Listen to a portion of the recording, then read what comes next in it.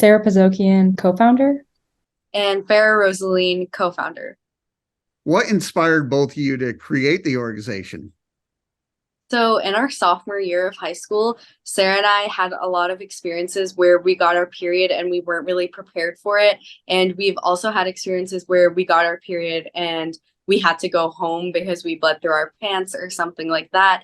And this was really a problem that was really widespread but wasn't getting as attention as it should have been getting. So we decided a really easy fix would be to get these dispensers and fill them with period products and just put them in the bathroom for anyone to use in case they couldn't afford products or they just needed them on hand.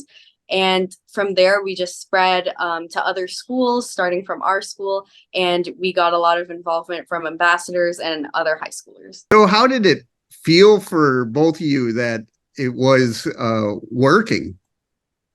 It felt great. We just started with our own school and so many girls around us, they were really excited about the idea because the need for it was definitely there and there just hadn't been something to take care of the need. And a lot of our friends had similar experiences, like Rose said, bleeding through their pants and having to go home.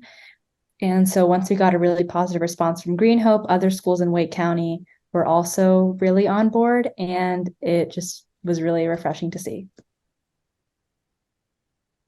I know high school is a stressful time for anyone. How is it to, have one less thing to worry about?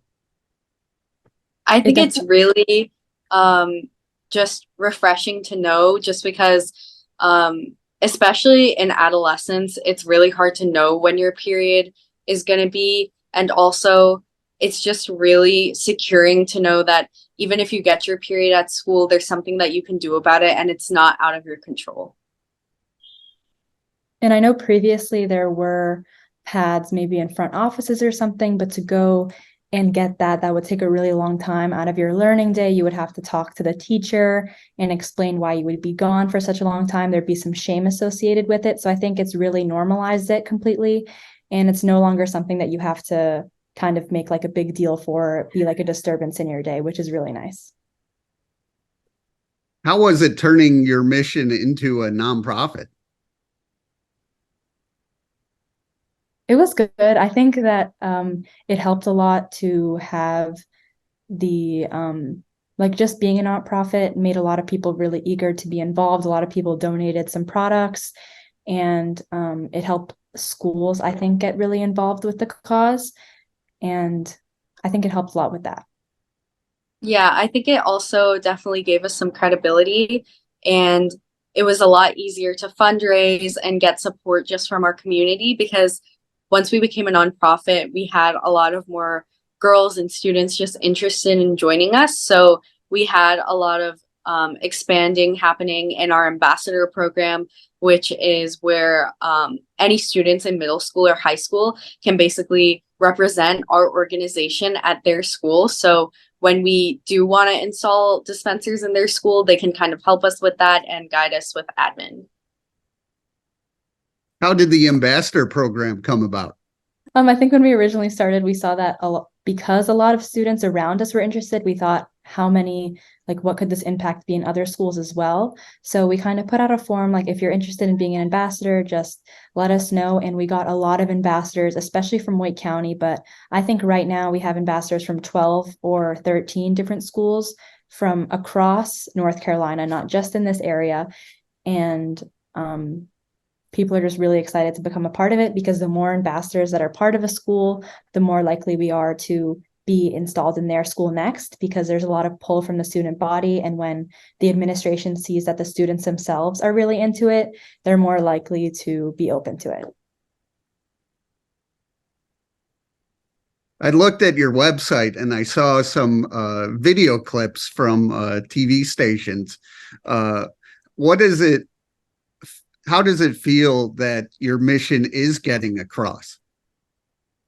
It feels really great that we're getting a lot of support, not only from schools, but from our community as a whole.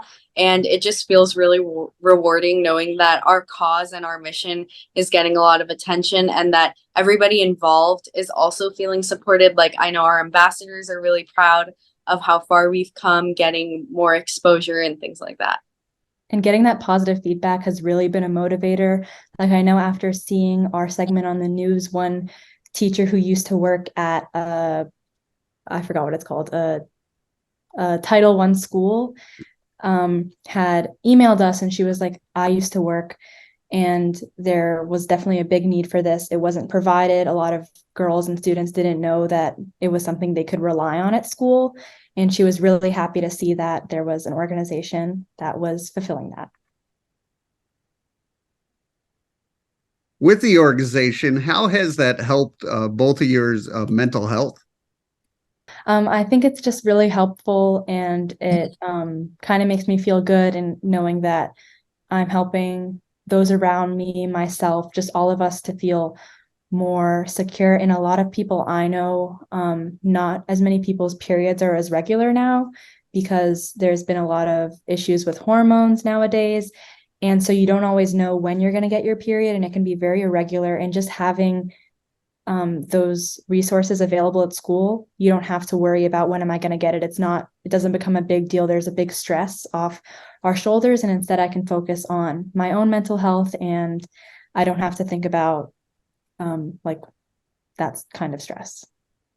Yeah, I think it definitely provides myself and others with a lot of peace of mind, just not being anxious about when you're going to get your period, or if you have to worry about it, or what you're going to do. Because I think from my point of view, what I worry about most is getting my period at school and then not having anything on me.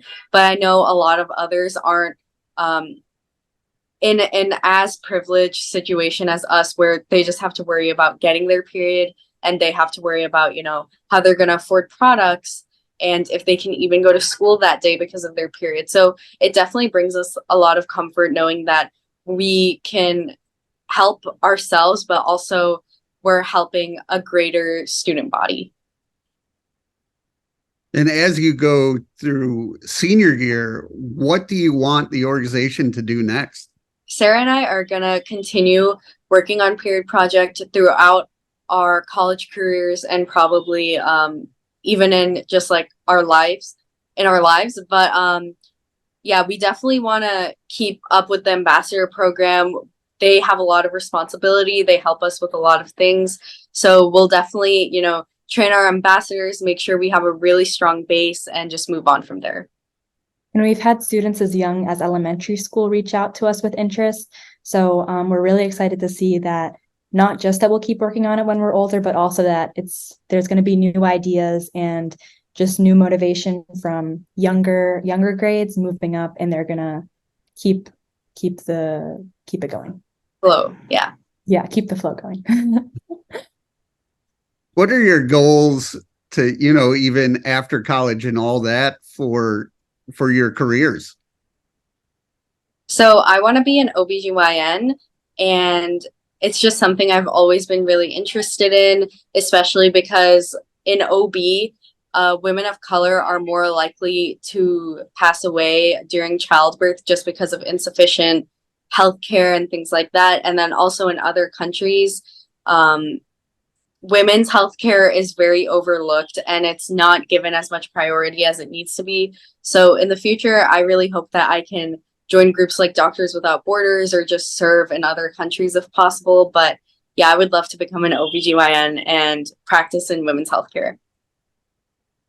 I've become really interested in endocrinology because, as I mentioned before, a lot of people's hormones are more irregular now, especially with women, and that can make your period irregular, unpredictable, and it also increases the pain of menstruation, and it can increase all these other PMS symptoms. And I think it's something that we really need to focus on, and I'm really excited to learn more about it and even how it affects me.